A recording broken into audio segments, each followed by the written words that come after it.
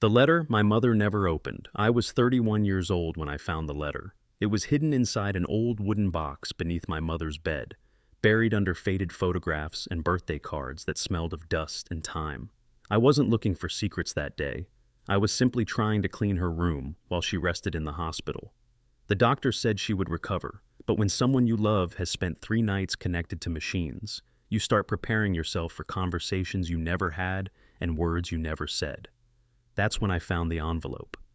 My name was written on the front. The handwriting was unmistakably hers. But the envelope had never been opened. My hands trembled. At first I thought she had forgotten about it. Maybe she had hidden it and simply lost track of time. But as I turned it over, I noticed something written in tiny letters at the bottom. Open only when you are ready to forgive me. I stopped breathing. Forgive her? For what? My mother had spent her entire life sacrificing herself for our family. She worked double shifts, skipped meals so I could eat, and somehow managed to smile through years that would have broken stronger people. What could she possibly need forgiveness for? I wanted to open it immediately, but something inside me hesitated. Instead, I placed it in my pocket and drove back to the hospital. She was asleep when I arrived. The afternoon sunlight painted soft shadows across her face. She looked smaller somehow, fragile, older. For the first time in my life, I realized that parents do not remain giants forever. Eventually, time turns them into ordinary people, people with regrets, people with fears, people with secrets. 3 days later, she finally woke up, and the first thing she asked was, "Did you find the box?" I froze. She already knew. I nodded slowly. "And the letter?" she whispered. I looked into her eyes. "Yes." Tears immediately filled hers. "Please don't read it yet." Her voice cracked. "Not until I'm gone." Those words hit me like a punch. "No," I said firmly. "You're going home. You're getting better." But she simply smiled, the kind of smile only mothers know how to give, a smile filled with love and sadness at the same time. Over the following weeks, she slowly recovered, yet something had changed between us. Every now and then, I would catch her staring at me, not with worry, not with guilt, but with the strange look people have when they are carrying a burden they desperately want to put down. One evening, while we sat on the porch drinking tea, I finally asked, "Mom, what did you do?" She remained silent, then she quietly answered, "I loved you." I laughed softly. "You still do?" She shook her head. "No." Then tears rolled down her cheeks. "I mean, before."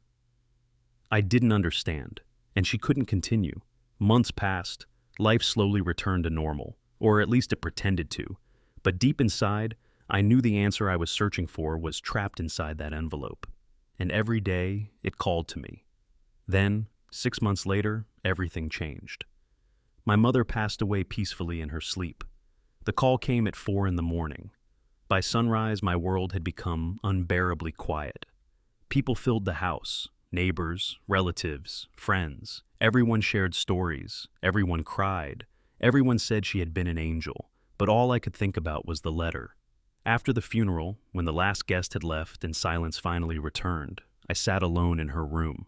The same wooden box, the same envelope. My hands shook as I slowly broke the seal. Inside was a single sheet of paper, and the first sentence shattered my world. "My son, if you are reading this, then I no longer have the courage to tell you the truth face to face. I am not your biological mother."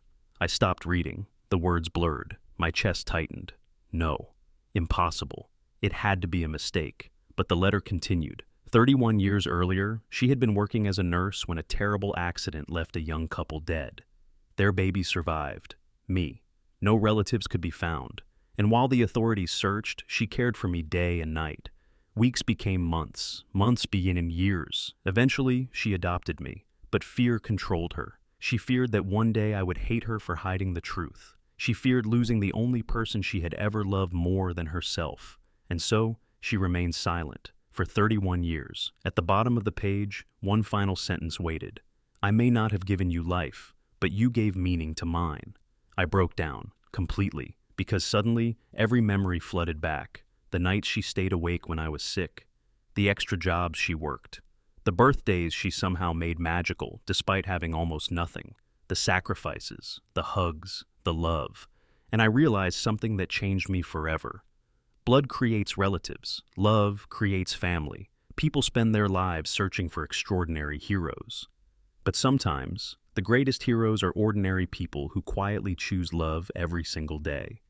And even now, years later, whenever I miss her, I read that letter again. Not because it reminds me of what I lost, but because it reminds me of what I was lucky enough to have. A mother. Not by blood, but by choice.